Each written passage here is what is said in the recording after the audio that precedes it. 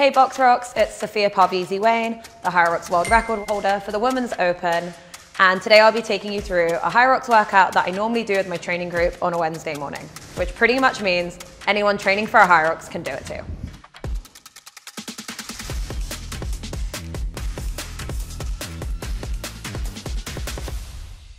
So normally my HYROX workouts are around 45 to 50 minutes. And this one is kind of one of the only ones I do without taking any breaks, kind of to emulate a HYROX workout. So today's is 42 minutes of 3 sets. And in each set, there are 7 stations where I go at it for 2 minutes, take a 30-second break, and move on to the next one. So all in all, we're looking at like 42 to 50 minutes of just 7 exercises. Normally before any workout, I try and do a 5-minute warm-up max, just so I'm not going into it cold. And normally the way I start is I look at doing 3 foundational movements, kind of going higher in intensity each time. The first one is basically a squat. You go down. Normally in the morning, I feel very, very cranky and not particularly happy. So I end up kind of sitting in this position for 10 to 15 seconds just to make sure I feel okay before moving into the same thing but with a lunge. And I'll normally do this for a couple of minutes because I have probably the tightest hip flexors in all of HYROX. And then the final one to warm up is a push-up and try and kind of do 5 or 10 at that pace. Then when things start to get a little more energetic, same thing, 10 to 15 kind of air squats with a rotation before moving into kind of the same thing. With the lunge, sometimes I'll have a plate and try and twist it, but normally just lunging. And then the same, but just normal push-ups, kind of normal. 1 second down, 1 second up. And then with the final round is where you actually have to start exercising. Normally I'll do 30 seconds of each where I'll do, now moving into air squats, where you're actually getting your heart rate up a little bit. And then moving into the jumping lunges. At this point, I kind of don't want to do my workout because I'm already tired. And then instead of push-ups, I try and walk out. So walk out to a push-up, come back up, and I'll try and do like 5 or 10 of those. At this point, 5 minutes in, I'm pretty much ready to go.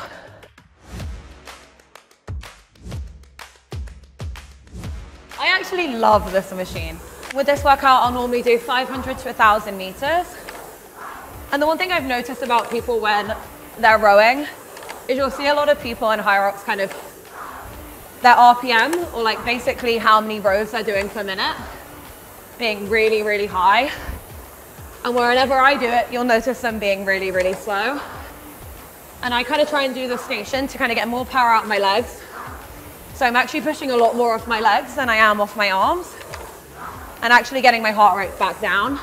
And I think my goal is, can I come off the rowing machine not more tired than when I came on it? But I think my best tips for kind of how I train on the rowing machine, get used to doing over 1,000 meters. So one of the workouts I do with my coaches, like aside from HYROX, is I will come on this and treat it like a running workout. I'll do 5 by a kilometer with 2-minute recovery, or sometimes I'll just row for an hour straight and just get used to like, how does it feel to kind of get the motion right, like pull at the same time as my legs, you know, get this to hit my chest at the right place. And I think honestly with time, it just gets like a lot easier.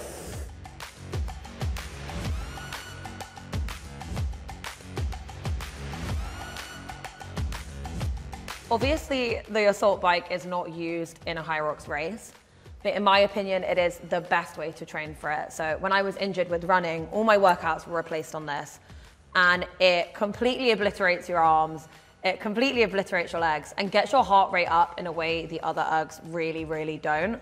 One of my favorite workouts on this is 30 seconds on, 30 seconds recovery.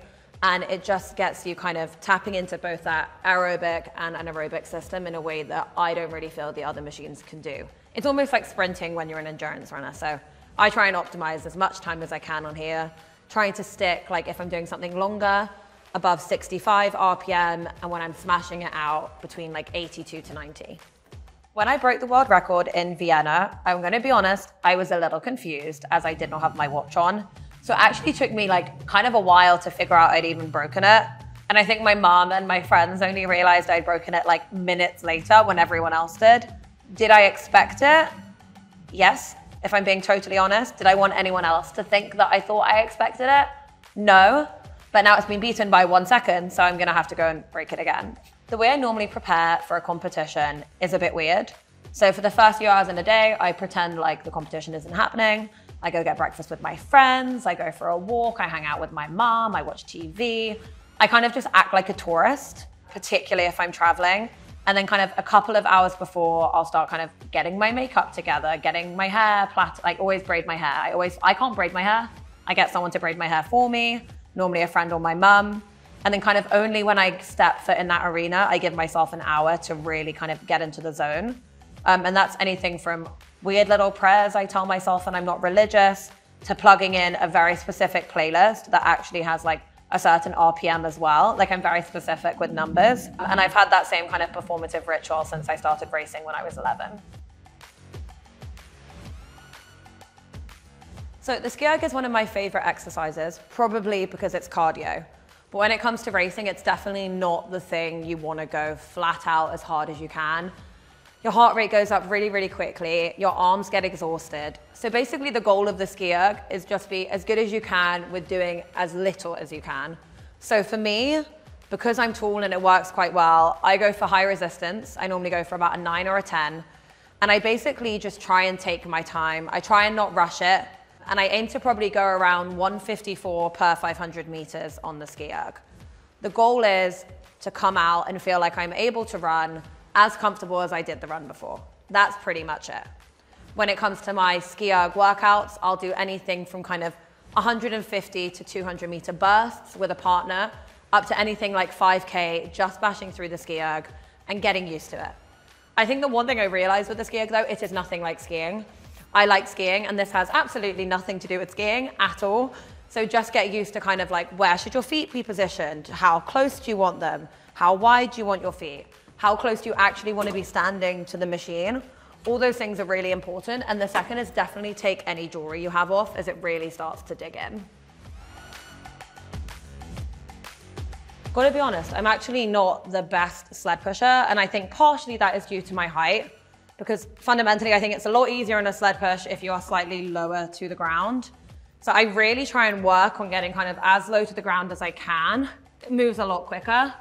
The things I normally think about when I'm pushing a sled, except for how quickly will it be over, are kind of two key things. One is I don't need to be a hero on the sled, particularly in a race. So often I try and take little breathers the whole way down. I'll try and take a breath there. Or if I'm really struggling, I'll stop, I'll compose myself, and I'll just take a breath. But fundamentally, I think for me, when I'm under this, I just think about how quickly can I get my feet to move. I don't want to bust up my shoulders and just get to the end of it. You'll see a few different variations of the way people push a sled. Some do that. Those people must have wildly strong arms because I can't do that. Some will do this, which I probably think is one of the best ways, but for someone who doesn't really have the strongest arms or the width, it just doesn't really work. So for me, I just kind of get my arms under here, push with my hands, but I feel like I have so much weight behind me and I'm low enough to the ground that actually I'm not doing that much work. I tried doing this once in a race and honestly, it just really hurt. So stick with what you know. Something will work for some person, something will work for the other, but that's the one that works best for me. The key workout that made the biggest difference in kind of my performance in HYROX is fundamentally running.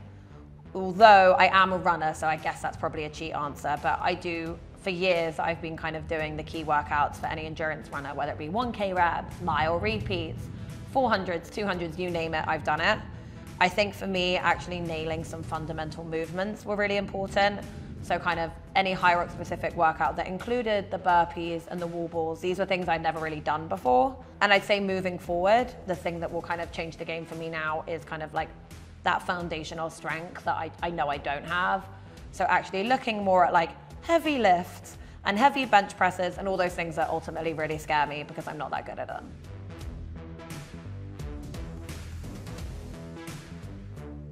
with wall balls, they're definitely not my favorite exercise. I am not someone who's particularly mobile, and I'm tall, so I am the person that would consistently get called out for no throws, no counts. I think my first HYROX race, I did 40 ones that didn't count because I could never get low enough. So over the last year, I've been really working on my wall balls, doing loads of exercises on top of them that complement them. And what I've learned is normally to train with a heavier weight. Right now I am using a 6. It's the pro weight, but perfect to train with when you're doing the open. So you get super used to like the load on your arms, the load on your legs, and just getting used to kind of what that weight feels like. The one other thing that I've been really practicing is when I initially started, I would kind of hold the ball here before I threw. It's actually pretty nice to rest it on your chin. It's like a slight break on your arms and kind of breathing out whenever I throw the ball. I think breath work was really important to me, especially at the end when you're exhausted. There is a lot of exercises you can do to get yourself in shape for wall balls. For me, actually, I didn't have fundamentally that much arm strength, nor did I really have the depth that meant I could get through those 100 wall balls quickly. And what my coach recommended to me was really getting in the habit of doing thrusters, kind of building up that progressive overload and getting used to carrying a lot more on me than a 6-kilo ball and still getting that depth. I'll just show you quickly what a thruster looks like. So for me, I normally use 10s. I rack them on my shoulders. I go down into a full squat. I don't really want to hold here for too long. And I push up. And it's a pretty similar action to the wall balls, except I'm actually carrying a lot more load. My arms are feeling it, and I'm still getting down to the floor. So for me in a workout, I'll try and do normally 5 sets of 20. If I get tired, take a break in the middle.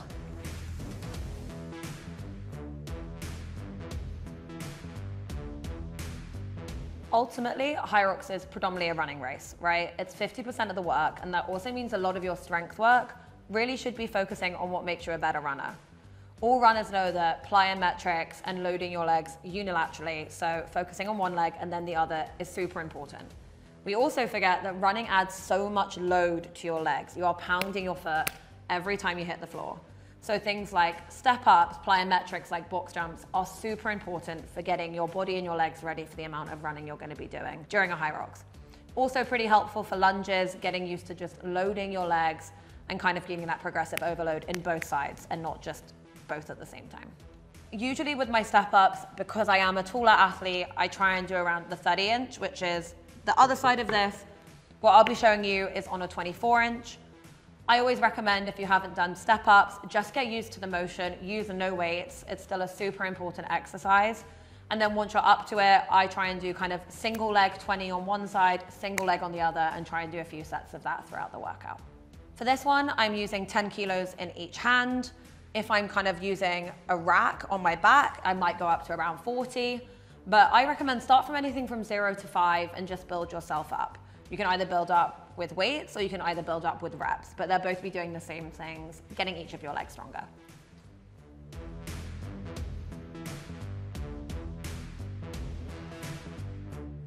So the last exercise I'll be showing you are man makers. Honestly, they suck, but they are the best exercise to basically use every part of your body. And that's everything from the thrusters, which is really getting into your kind of squat and then getting your overhead. It also includes a row, which is fundamentally so important for that kind of ski pull. I'm gonna show you with 10s. I'd recommend going lighter. Honestly, normally I go for around 8s if I'm doing high repetitions, and I'll go up to 12 to 15 if I'm doing anything less than kind of 5. In a workout, I'd normally do anything from kind of 3 to 4 sets of 10 to 15. And if I'm going heavier, more like 3 to 4 sets of 5, maybe paired with some press ups or kind of jumping push-ups. Okay. So you basically want to start in a plank with your arms on the weights and do a push-up. Pretty easy, get into the push-up, come back up, maybe spread your legs a little bit wider and go for a pull on your right arm, a pull on your left arm, and the goal is try and not get your hips swaying too much. After you've done that pull, jump your legs up, get into that squat position, rack the weights up here, squat, and thrust the weights up. That whole thing is counted as 1. Go back down, jump your legs up, and push up again. The toughest part of HYROX to me by miles is the burpees. And what I should be telling you is if you work really hard at something, you can persevere and you'll enjoy it. I still don't enjoy it. But what I have been doing is working a lot on not just burpees, but making them even harder. So burpee onto box jumps, burpees onto weights. And I think for me, a lot of it is emotional is the wrong word, but it is psychological. So I'm trying to tell myself that I love them before I get them in a race, because honestly, I get so nervous, my heart rate goes up by like 20 beats per minute just thinking about them. I would say the best way to stay consistent when life is really busy, and obviously, I think a lot of people know that I have a pretty busy job running a tech company. I think it's just actually being very gentle on yourself. And that doesn't mean you're not holding yourself to high standards, but it's making sure you realize that like, sometimes the balance is going to be thrown off. Sometimes you're traveling, sometimes you're with family. You're not going to train the same time every day. You're not going to do the same workout. Sometimes you're not going to have time for a warm up. Sometimes you're not going to have time for a cool down. And that is so fine, because there are so many different identities that are equally or far more important than that many people don't have. You know, for me, I don't have time, nor do I care to track my macros, because I'd much rather eat really nice meals with my family and my friends. So I think just being gentle on yourself and understanding that everything you're doing is more than anyone else is doing anyway.